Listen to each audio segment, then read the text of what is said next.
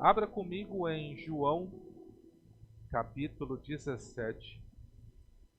João, capítulo 17, versículo 20 em diante.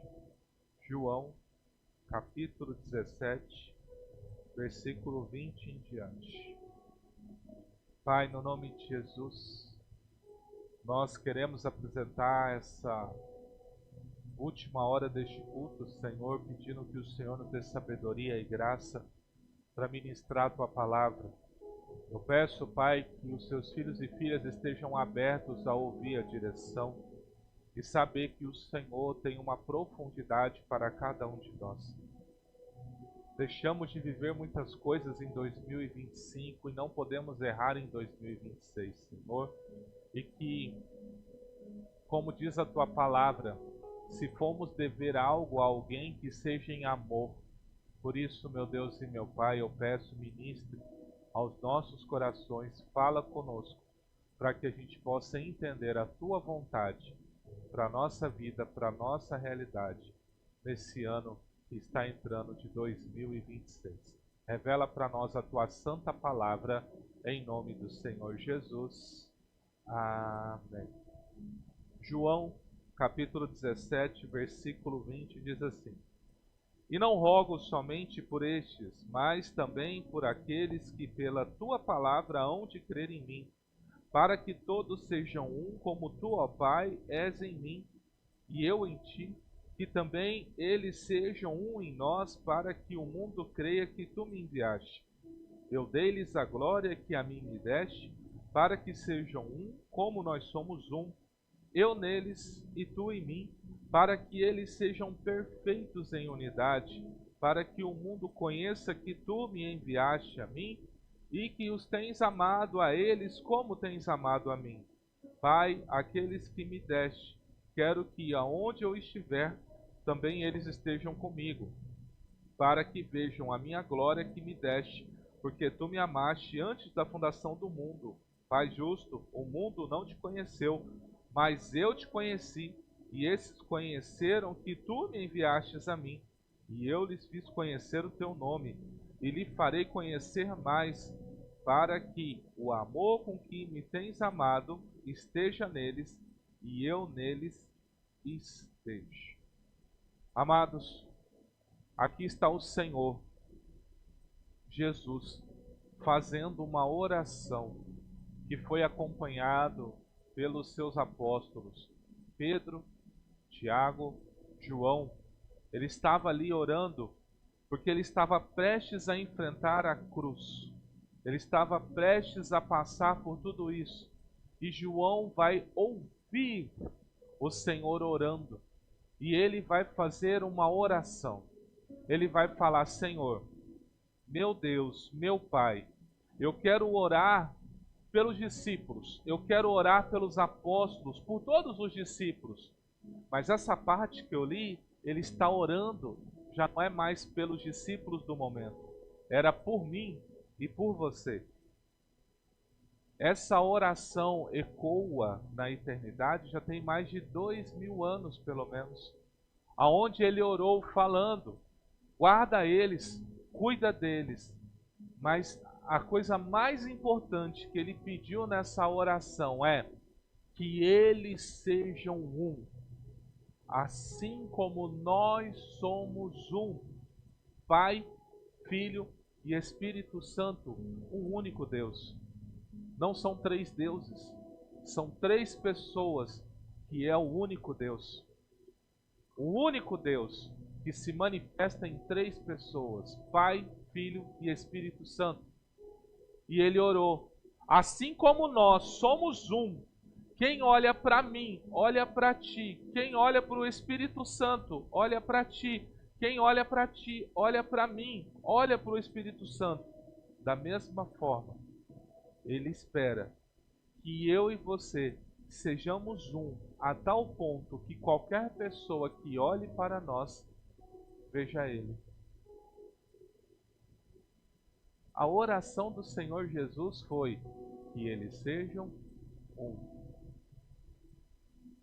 A pergunta é: se Jesus orou para que nós fôssemos um, Por que que cada um vive do seu jeito? Por que que cada um vive da sua maneira? Por que que cada um ignora o seu próximo? Por que que ninguém mais se compadece? Por que que ninguém mais tem empatia? Por que que quando eu vejo algo, isso não me dói?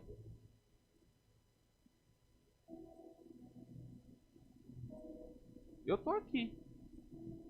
Só Deus sabe como está sendo difícil para mim estar aqui. Hoje eu recebi uma notícia muito ruim. Muito ruim. Motivo de nem minha mãe, de nem minha irmã estar aqui. Meu pai foi internado na UPA. Foi fazer uns exames. Meu pai falou para a médica, está tudo bem. A médica falou, vou dar alta. Minha mãe falou, não. Faça exames. E se tiver tudo bem, dê a alta. Fizeram os exames dele. Constatou que ele tem um problema gravíssimo. Gravíssimo. E eu vou até pedir perdão para vocês, que eu não vou ceiar com vocês. Assim que eu encerrar o culto, eu vou para lá. Vocês vão ceiar. A bispa vai estar aqui com vocês. Eles vão estar aqui com vocês. Mas eu prometi que assim que acabasse o culto, eu ia para lá.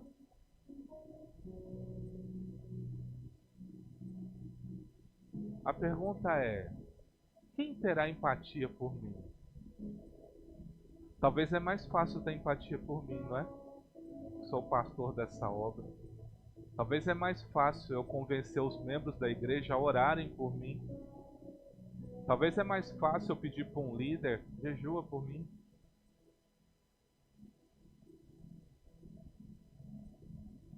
Mas e a pessoa que está do teu lado? Que às vezes não tem a relevância na sua vida que eu tenho. Será que você consegue ter empatia por essa pessoa? Será que você consegue se compadecer dela? Será que você consegue entender que ela tem problemas? E às vezes ela entra por aquela porta ali, ó, tendo o pior dia da vida dela. E às vezes você sai do culto falando assim: fulano não olhou para mim, fulano não deu a paz para mim. E você? Deu a paz para ele? Deu a paz para ela?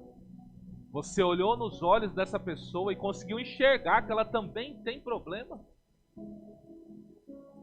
Em vez de julgar, você chegou nessa pessoa e falou: olha, eu não sei o que você está passando, só quer dizer, eu estou aqui. Eu quero orar por você. Posso orar por você?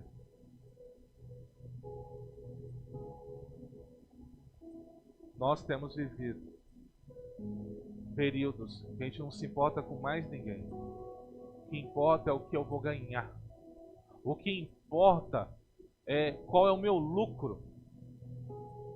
Eu vou ajudar você, Sabrina? O que eu vou ganhar te ajudando? Vou te aconselhar? Vou investir em você? O que você vai me dar de retorno? Será que eu não posso ajudar ela só para ela ter sucesso? Mesmo que ela não diga obrigado. Será que eu não posso ficar feliz de ver ela ter sucesso, crescer? E saber que eu pude contribuir, nem que foi um pouquinho, para ela crescer na vida dela? E ficar só eu e Deus satisfeito com isso? Por que a gente precisa de tapinha nas costas? Por que a gente precisa de reconhecimento público? Por que a gente não tem mais empatia com ninguém?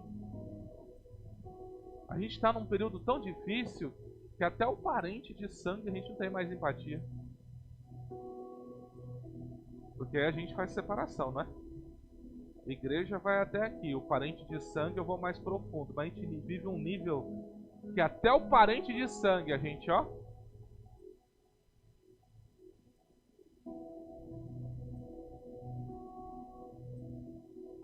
Olha o que diz Tiago, capítulo 2, versículo 15 em diante. Se o seu irmão ou irmã estiverem nus e tiverem falta de mantimento cotidiano, e algum de vós lhe disser: ide em paz, aquentai-vos, fartai-vos, e não lhe derdes as coisas necessárias para o corpo, que proveito virá daí? Assim também a fé, se não tiver as obras, é morta em si mesmo. Mas dirá alguém: tu tens a fé, eu tenho as obras. Mostra-me a tua fé sem as tuas obras, e eu te mostrarei a minha fé pelas minhas obras. Tu crês que há um Deus? Fazes bem. Também os demônios o creem e estremecem. Mas, ó homem vão, queres tu saber que a fé sem as obras é morta? Ele está falando assim: você tem fé em Deus? Você tem fé? Prova. É isso que Tiago está falando. Prova que você acredita. É muito gogó, é muita conversa fiada. Eu sou, eu faço, eu aconteço. Se não fosse eu, muita conversa, muita conversa, pouca atitude.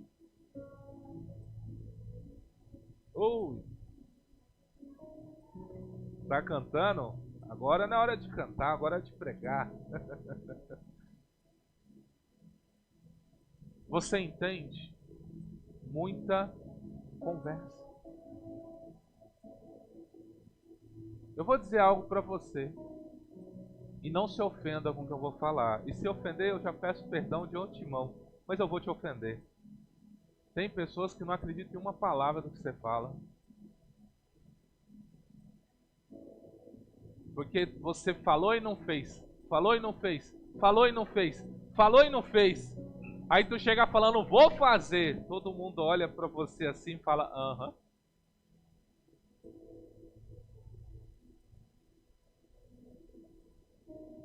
Tiago, o apóstolo Tiago aqui, ele vai criticar pessoas que vê a necessidade do irmão, vê que o irmão tem falta de alguma coisa, você tem condições de ajudar, e você vem com essa conversa fiada, vou orar por você. Não é que não devo orar, ore, devemos orar, mas você já tem que orar o quê? Irmão, o que eu posso fazer para te ajudar? Isso ninguém faz, né?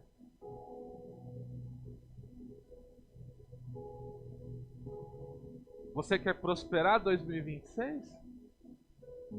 Para quê? Essa é a pergunta que eu te faço. Para que você quer que Deus te dê dinheiro? Para você se gabar que você tem dinheiro para os outros? Deus, ele só confia riquezas a pessoas que não são apegadas a dinheiro. Porque ele sabe que se você for apegado ao dinheiro, você vai se desviar dele. Ele diz, não tem como você servir a ele e a Mamon. Não tem como você servir a dois senhores, ele já falou isso. Então, para você receber riquezas da parte de Deus, você tem que ser um coração generoso.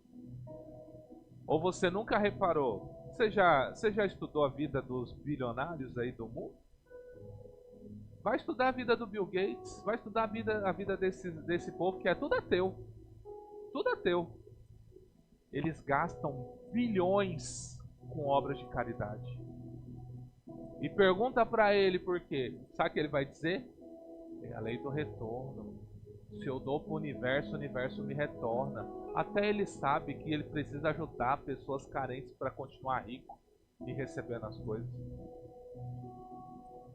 O Senhor falou assim, quem é fiel no pouco, é fiel no muito. Você não ajuda uma pessoa simples do teu lado.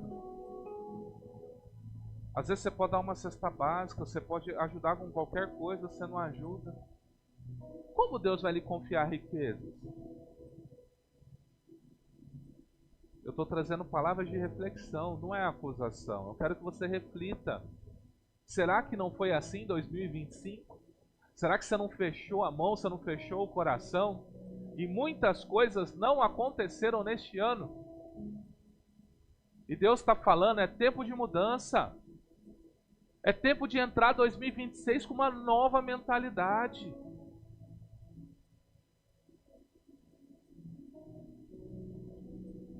Vocês acham que a igreja está aqui, ó? A igreja está pintada, não está?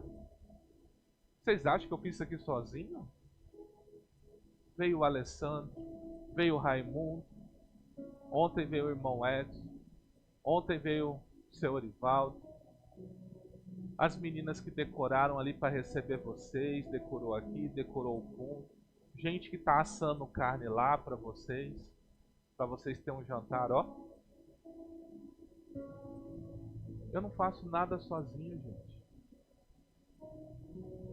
Eu preciso da ajuda de cada um de vocês. Eu conto com o trabalho de cada um de vocês, mas por que você não quer contar com o trabalho de ninguém? Não preciso da ajuda de ninguém. Que orgulho, né? Se tu vende, tu não precisa de alguém para comprar? Se você é CLT, você não precisa de alguém para te contratar? Se você é um empreendedor, você não precisa contratar funcionários para fazer com que sua empresa cresça? Até para gerar filhos você precisa de um companheiro, de uma companheira. Para um lar fluir, você não precisa que os dois andem juntos, um só pensamento. Eu preciso da minha esposa precisa de mim. Meus filhos precisam de mim, eu preciso deles. A minha família só dá certo porque eu sento com a minha esposa, a gente alinha todas as coisas e a gente caminha junto. Por isso que dá certo. Agora, a falta de unidade está tão grande que é como se o marido estivesse aqui segurando uma corda, a mulher estivesse aqui segurando a ponta e os dois fazendo, ó, cabo de guerra. Aí daqui a pouco o marido fala: mãe, pai, ajuda aqui. Aí de repente o marido fala: tá chegando o sogro e a sogra para ajudar a moça lá. Aí vem o filho. O filho puxou quem? A mãe ou o pai? Para ajudar ao lado. E um fica guerreando com o outro. No lar, no trabalho, na igreja. É uma guerra desnecessária. E se a família toda ficasse de um lado da corda, já venceria a batalha. Mas um guerreando com o outro. Nós guerreando aqui na igreja, às vezes por posição, querer aparecer, querer ser aplaudido. A Bíblia ensina que quando você faz algo esperando recompensa, Deus nem te dá o galardão na eternidade. Por isso que eu tomo muito cuidado, sabe, em não ficar... Eu sei que eu tenho que agradecer, eu sei que é bom para o ser humano ouvir muito obrigado, mas eu tento ter essa vigilância de não tomar o que Deus está te dando.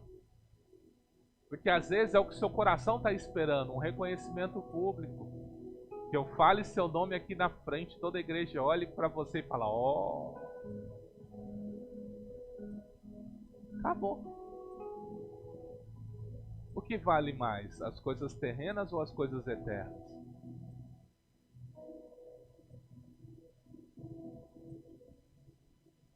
Segunda Timóteo, capítulo 1, versículo 5, diz assim: trazendo à memória a fé não fingida que há em ti, o qual habitou primeiro em tua avó Loide e em tua mãe Eunice, e estou certo de que também habita em ti. Quantos de nós fingimos que somos cristãos, crentes, seja o que for? Fé fingida. Temos aparência, não realidade. Quem pode contar com a sua oração? Eu falo de verdade. Eu sei que você ora, mas eu estou falando assim: quem pode contar de verdade com a sua oração? A ponto da pessoa falar assim: eu vou pedir a oração desse irmão, dessa irmã. Que eu sei que quando ele ora, quando ela ora, Deus responde. Quem pode contar com a sua oração? Quem pode contar com uma revelação de Deus para sair da sua boca para a vida de alguém? Alguém está andando desnorteado no caminho, encontrar com você e falar: eu preciso de uma palavra. Você fala assim: o Espírito Santo acabou de me revelar e eu tenho uma palavra de Deus para você. Ou você vai fazer, não, peraí, vou dar o telefone do meu pastor.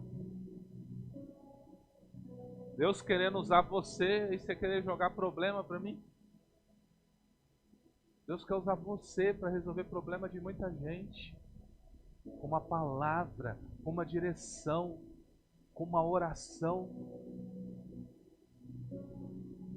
Não que eu esteja fugindo de problema, mas se você foi levantado para ser uma bênção na vida de alguém, por que você não quer ser?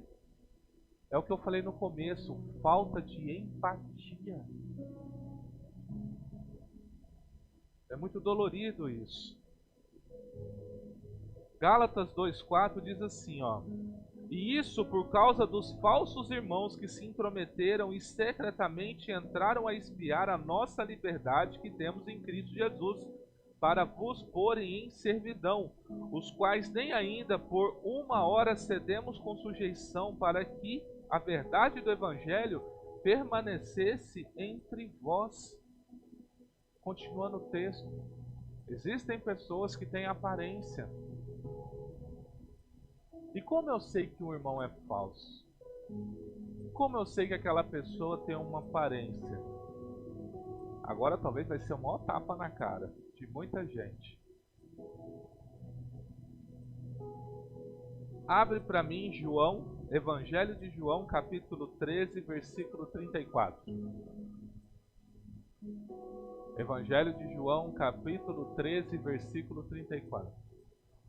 Um novo mandamento vos dou, que vos ameis uns aos outros, como eu vos amei a vós, que também vós uns aos outros vos ameis. Entenda uma coisa. A lei, 10 mandamentos. Esses 10 mandamentos eram resumidos em 2 mandamentos: amar a Deus acima de todas as coisas e amar ao próximo como a si mesmo. Aí Jesus vem e fala: vou dar um novo mandamento, que vocês se amem como eu amei vocês. Como ele nos amou? Diga assim: morrendo numa cruz, por nós ainda pecadores. Aí você fala, o que significa isso?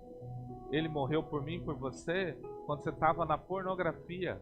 Ele morreu por mim, por você, quando você estava roubando. Ele morreu por mim, você, quando você estava mentindo, adulterando. Ele morreu por mim, por você, quando você estava fazendo sei lá o que. Jesus morreu por mim e por você, quando nós estávamos no erro. Eu te pergunto, é fácil amar alguém quando está no erro? Quando você vê alguém errar, é fácil amar? Você amaria alguém que matou o seu filho, sua filha, seu pai, sua mãe? Jesus morreu por essa pessoa. Jesus morreu inclusive por aqueles que o crucificaram. Esse é um mandamento que ele dá para mim e é um mandamento que ele dá para você. Que nós temos que nos amar como ele nos amou. Você tem que estar disposto a me amar a tal nível que seja necessário morrer por mim numa cruz. Eu tenho que amar você a tal ponto que seja necessário eu morrer por você numa cruz. Você conhece alguém que ama assim? Só ele, né? Mas ele deixou o mandamento. Vocês vão ter que se esforçar. Ou como diz nos nossos dias, dá seus pulos. Ame seu irmão. E aí sabe o que Deus faz? Deus vai fazer exatamente o que você não espera. Ele só vai colocar os abençoados na sua vida. Aquela pessoa que fala o que você não gosta, ou aquela pessoa que não fala nada. Você é ativo, aquela pessoa não faz nada. Você é descansado, pega aquele que é elétrico. É esses que Deus vai colocar na sua vida.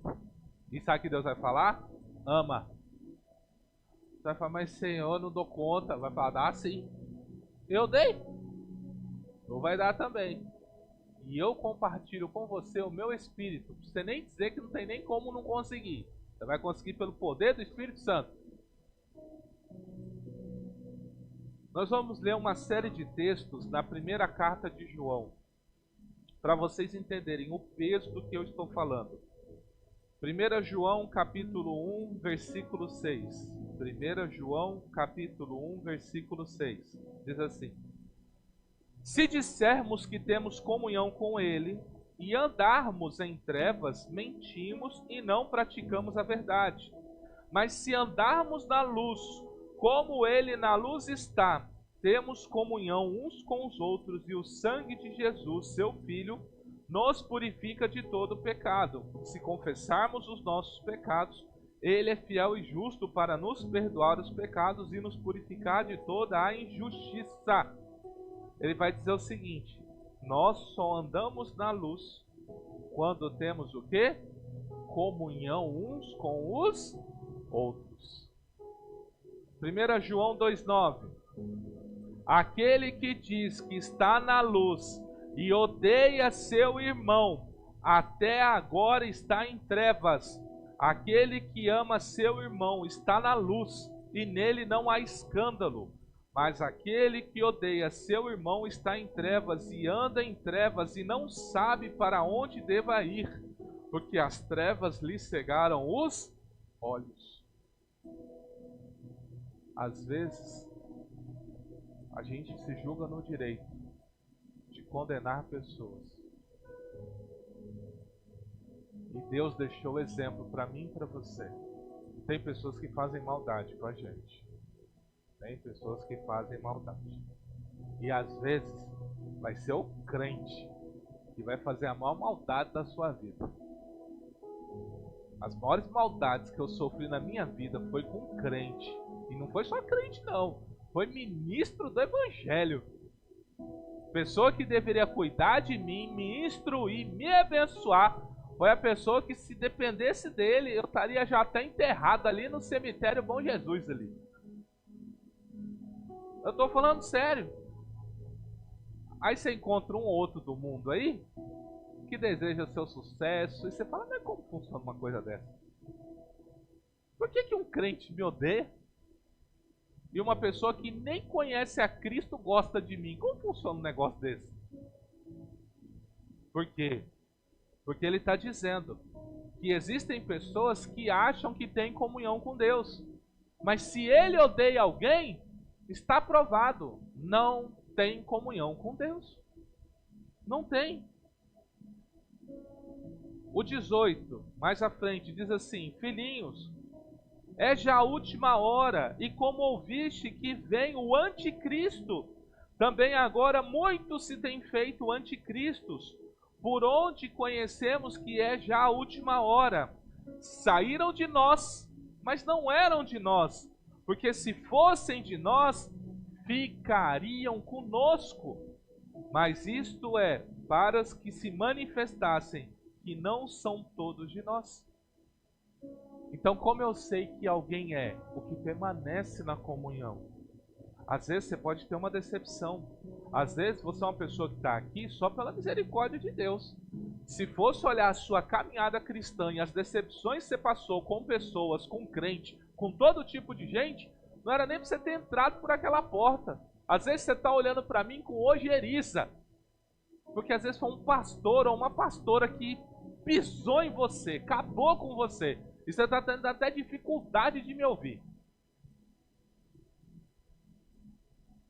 Mas eu tenho audácia de pregar que se alguém que odeia outra pessoa, você está fora da luz de Cristo. Você precisa perdoar.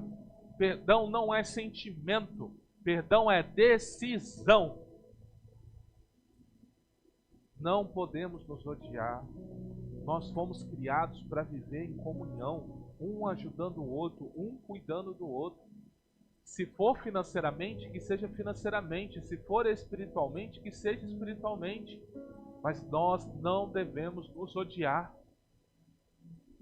Será que tem alguém aqui essa noite que você odeia? Peça misericórdia a Deus, perdoe essa pessoa. Tire essa sombra, essa treva do seu coração e receba a luz de Cristo na sua vida. Não aceite entrar em 2026 odiando quem quer que seja. João 3,11. Porque essa é a mensagem que ouviste desde o princípio, que nos amemos uns aos outros, não como Caim, que era do maligno e matou seu irmão. E por causa do que o matou, porque as suas obras eram más e as dos seus irmãos, o seu irmão era justa. Meus irmãos, não vos maravilheis se o mundo vos odeia. Nós sabemos que passamos da morte para a vida porque amamos os irmãos. Quem não ama seu irmão permanece na morte. Qualquer que odeia seu irmão é homicida. E vós sabeis que nenhum homicida tem a vida eterna permanecendo nele. E o que eu faço com a pessoa que aprontou comigo? O que eu faço?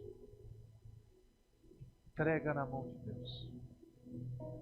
Só entrega. Se livra desse peso. Você acorda. Olha, eu vou até falar como é a sua vida. Você acorda já pensando na pessoa. Passa alguém na rua, você vê o rosto daquela pessoa. Alguém fala, você escuta o tom de voz até daquela pessoa. Você toda vez fica irritado ou irritada. Você não consegue avançar. E aí vem uma notícia que aquela pessoa está sendo bem sucedida. Aí tu fica mais pé da vida ainda. Porque tu está esperando Deus mandar um anjo para enfiar uma espada no meio do coração daquela pessoa. E Deus não faz isso.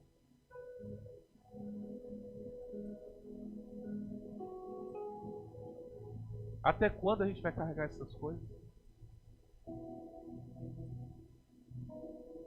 Entrega na mão de Deus. Esquece. Declara: fulano, você fez isso comigo. Eu te perdoo em nome de Jesus.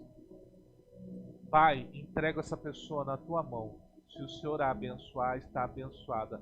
Se o Senhor não a abençoar, e sempre o Senhor e ela. Mas a partir de hoje, eu não quero mais saber desse assunto. E às vezes o perdão ele é tão forte que quando você encontra essa pessoa, parece que você nunca nem conheceu aquela pessoa. De tão que você arrancou ela assim do coração, sabe? Porque tem hora que Deus tem que arrancar algumas pessoas do seu coração. Que te faz mal você ficar lembrando dessa pessoa. Mas desejar o mal dessa pessoa, desejar a morte dessa pessoa, isso não é de Deus.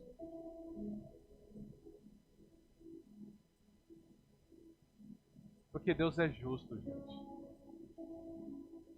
Você vai pedir justiça de Deus? Eu quero te alertar para uma coisa. Quando você for pedir justiça para Deus, Deus vai ter que fazer uma coisa. Deus vai ter que pegar você, vai ter que pegar essa pessoa e pesar vocês dois na balança dele.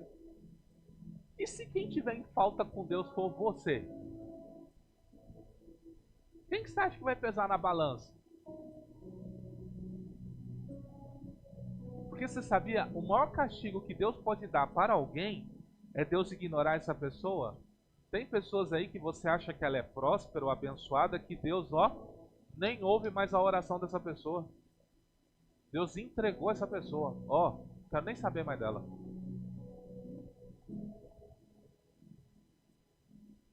E Deus está aí batalhando com você, falando: perdoa e segue, ama, abençoa o seu inimigo, segue sua vida. Deixa a luz de Cristo habitar em você. Tira essa treva da sua vida. Tira essa coisa ruim de você, que te consome, te adoece, te empobrece. Porque às vezes os seus negócios é feito baseado no que essa pessoa faz. Porque você quer ser melhor que ela. Esquece ela. Entrega na mão de Deus. Vai viver a prosperidade que Deus tem para você. Viva os projetos que Deus tem dado para você. Esquece os outros. Não queira vencer ninguém. Não queira ser melhor que ninguém. Seja você. Deus está falando com alguém aqui, amém? O seu mandamento é este: que creiamos no nome do seu Filho Jesus e nos amemos uns aos outros segundo nos deu mandamento.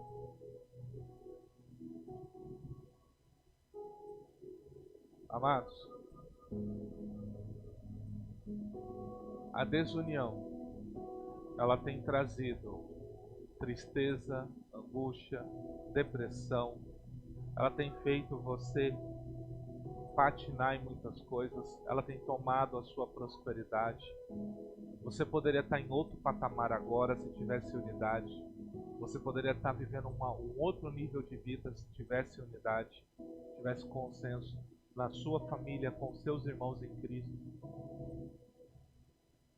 E como hoje também é ceia do Senhor, eu já vou entrar no texto da ceia.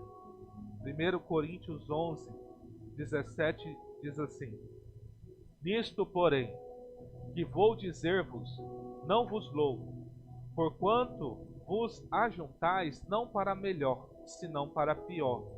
Porque antes de tudo ouço que quando vos ajuntais na igreja, há entre vós dissensões, e em parte o creio, e até importa que haja entre vós heresias, para que os que são sinceros se manifestem entre vós.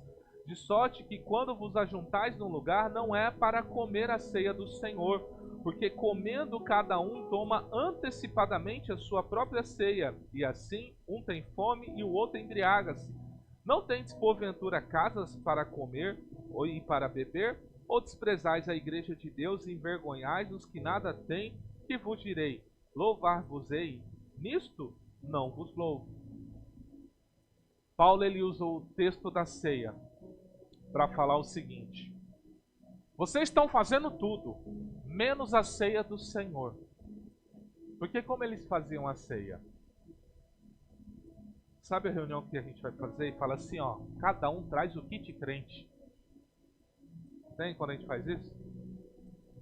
Tinha uns que vinha com a picanha. Tinha uns que vinha com a paleta. Tinha uns que vinha com a linguicinha.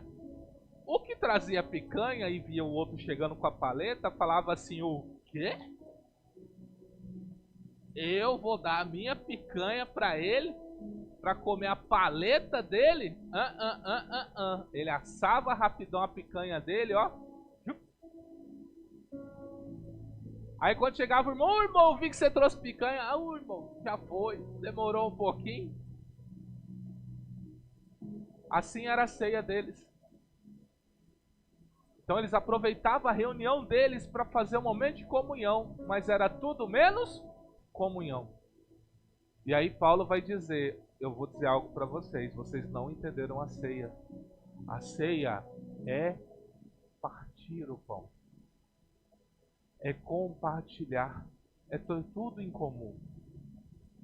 E agora vem o texto que todo mundo fica se perguntando. 1 Coríntios 11, 27. Porquanto, qualquer que comer este pão, ou beber o cálice do Senhor indignamente, será culpado do corpo e do sangue do Senhor. Examine-se, pois, o homem a si mesmo, e assim coma deste pão e beba desse cálice. Porque o que come e bebe indignamente, come e bebe para a sua própria condenação, não discernindo o corpo do Senhor. Por causa disso há entre vós muitos fracos, doentes e que dormem. Porque se nós julgássemos a nós mesmos, não seríamos julgados. Mas quando somos julgados, somos repreendidos pelo Senhor, para não sermos condenados com o mundo. Portanto, meus irmãos, quando vos ajuntar para comer, esperai uns pelos outros. Então Paulo vai dizer, ele vai concluir o texto do indignamente dizendo, esperem uns pelos outros. Então o que é a ceia indignamente? É você não discernir o corpo. É você querer tomar a ceia odiando o seu irmão. É você não entender que você foi colocado nessa terra para ser bênção e canal de instrumento de muitas coisas na vida de muitas pessoas, inclusive da pessoa que está do teu lado. Mas você a ignora, você a rejeita, você nem ora por ela, você não está preocupado com ela. Aí ele vai dizer, por causa disso, há muitos que estão o quê? Fracos. Sabe o que é ser fraco? Não se firma. Não se firma na igreja. Não se firma em igreja nenhuma. É fraco, não avança. Doente, enfermidade. Uma coisa é você pegar uma gripe de um mês aí e resolver. Outra coisa é você ficar o ano inteiro doente. Não é estranho isso? Vai lá, sabe o que o médico fala? Não tem nada. Mas você está doente. E há muitos que dormem. O que é dormir? O crente, como diz o Alessandro, papocar. Porque Deus não fala que os seus filhos morrem, porque morte é o salário do pecado. Ele vai dizer que estão dormindo. Essa é a linguagem que Deus usa para o crente. Morreu, dormiu. Deus fala assim. Deus fala bonito para nós. Você entende que desprezar o seu irmão, desprezar a sua caminhada com as pessoas, seja da sua família, seja dos seus irmãos em Cristo, que isso vai te trazer condenação? Por isso, o Senhor Deus, Ele falou muito forte para mim. Você não vai falar que é ano extraordinário, que é ano da prosperidade, que é ano da porta aberta. Vamos passar um vídeo agora e vocês vão saber qual é o tema que Deus deu para a nossa comunidade para o ano de 2026, que nós vamos trabalhar esse tema ano que vem, em todos os nossos cultos, em todas as nossas reuniões, no nome de Jesus. Desliga a luz, pode passar.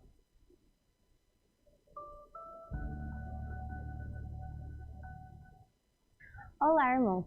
Hoje estou aqui para anunciar algo muito especial. O tema que nos conduzirá durante todo o ano de 2026. Em João capítulo 17, Jesus faz uma oração que revela o seu coração, não só para os discípulos daquela época, mas para todos nós. Jesus ora ao Pai dizendo: que todos sejam um, assim como tu, ó Pai, és em mim e eu em ti, para que eles sejam perfeitos em unidade. Essa oração não fala apenas de estar juntos, mas fala de coração alinhado, amor verdadeiro e caminhar em unidade. Por isso, declaramos que 2026 será o ano da unidade. Unidade que não nasce da força, mas do Espírito. Unidade que não ignora a diferença, mas escolhe o amor. Unidade que não divide, mas edifica, porque quando somos um, o mundo vê Cristo em nós. Que em 2026 sejamos uma igreja unida, uma família fortalecida e um corpo ajustado, vivendo aquilo que Cristo pediu ao Pai. Sejamos um, assim como Ele e o Pai são um. 2026, o ano da unidade. Que Deus nos conduza juntos.